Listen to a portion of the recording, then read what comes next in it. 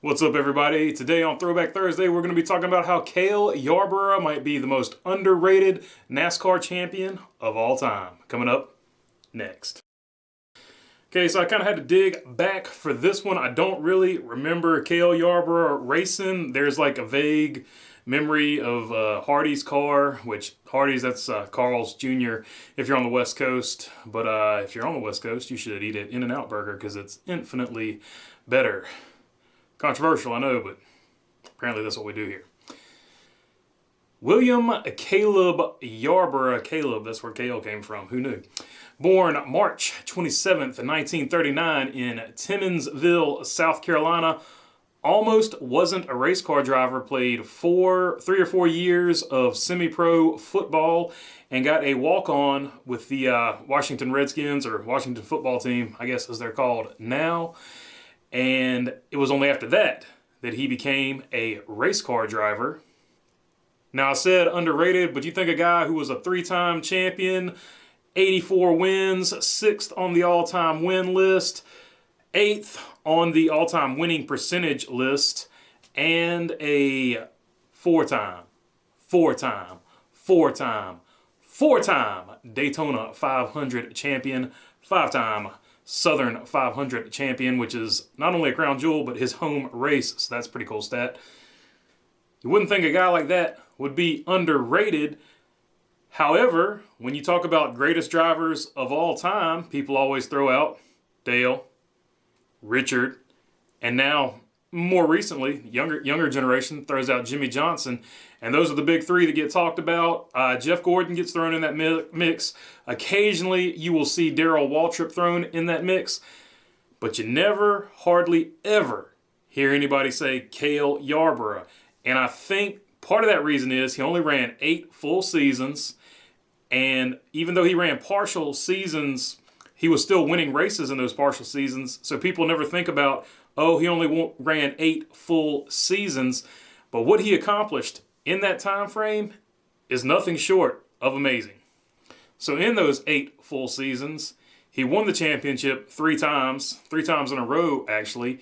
He finished 2nd 3 times, and he finished 4th and 8th in the other seasons where he didn't finish 1st or 2nd. To put that into perspective, let's look at the people I just mentioned. Richard Petty, Jimmy Johnson, and Dale Earnhardt in their most, what I would say, productive 8 seasons, in their best of best 8 seasons versus Cale Yarborough's only 8 full-time seasons. Let's take a look at those numbers. You've got Richard Petty. He had 4 championships and 50 wins in his most productive 8-year span. Dale Earnhardt Sr., his most productive 8-year span, he has 5 championships, 43 wins. And Jimmy Johnson has 6 championships, obviously 5 of those were in a row, and 48 wins. Cale Yarborough, in his 8-year span, 3 championships, 53 wins, and of course the aforementioned, he finished 2nd 3 times as well. But in those partial seasons where he only ran a few races, he was still very competitive, and he managed to get 14 more wins only running a part-time Cup schedule.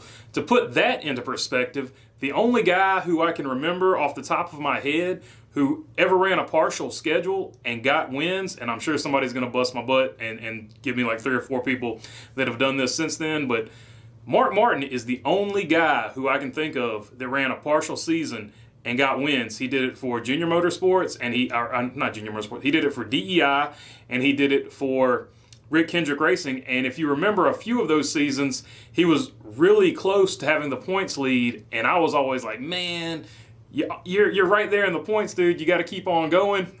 But he didn't do it, and neither did Cale Yarborough.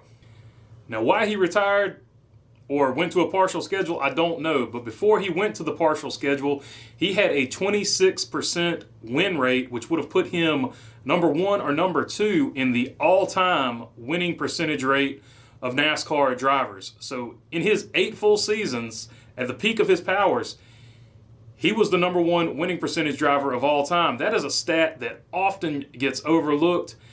And I think because of that, he doesn't get his full due for how good of a race car driver he was. I mean, he is sitting 6th all time, and he could be much higher. and he could also have more championships.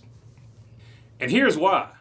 The guy who replaced Cale Yarborough at Junior Johnson Racing is a guy who I mentioned earlier that sometimes gets brought into this greatest of all time conversation, and that's old DW. Darrell Waltrip went on to win 43 times in his tenure at Junior Johnson Motorsports, which Cale Yarborough at that time was still racing part-time, and he won 3 championships. So if Cale Yarborough could have matched that performance, that puts 6 championships in Cale Yarborough's pocket and over 100 wins. That alone, just if you factor in numbers like that, and I know ifs and nuts were candy or whatever, however the saying goes, if ifs and buts were candy and nuts, everybody would have a wonderful, wonderful Christmas. That's the saying, I think. But anyway, once you get to that 100 wins, you're in that Jeff Gordon, David Pearson win territory. And if you can even remotely keep that 20-something% win rate instead of the 14.8, which still puts him number 8 all time, by the way. But if you keep anything close to that 20-something% win rate, that puts him above any modern era driver as far as that win percentage goes. So I think going forward, looking at greatest drivers of all time, I think you have to include Cale Yarborough in that conversation with Jimmy Johnson, with Richard Petty, with Dale Earnhardt, Jeff Gordon, even though he doesn't have the 4 to 7 championships that those guys have, I think had he kept racing in his prime, he would be right there with them, not only with wins, but also with championships. Also, I'm kind of disappointed in myself that I don't have a Cale Yarborough t-shirt or hat, especially since I'm doing this video, and I definitely will be getting one in the future to show respects because I never knew how good this guy was. I never really saw him race. Like I said, I vaguely remember the Hardee's car, but he had some really cool paint schemes. Other than that, the Holly Farms, the Busch beer car, they were all really good schemes. So he's also iconic. I've talked about guys being iconic with a number and a paint scheme. He's also got that iconic number and iconic paint scheme. He is the original 11 before, our generation knows Denny Hamlin is number 11. But I think the best 11 of all time, at least so far, Denny Hamlin's still got some career left, but the best 11 of all time is Cale Yarborough, and he's possibly the best driver of all time, or at least should be in the conversation with Dale, Richard, and Jimmy. All right, that's all I got for you today. If you like the content, please subscribe down below. It really helps out the channel, and I really, really appreciate it a lot. And if you got a comment, if you disagree with me, if I missed something, if you just want to see somebody else mentioned in Throwback Thursday, leave it down in the comments section. And other than that, thanks for your time. Peace.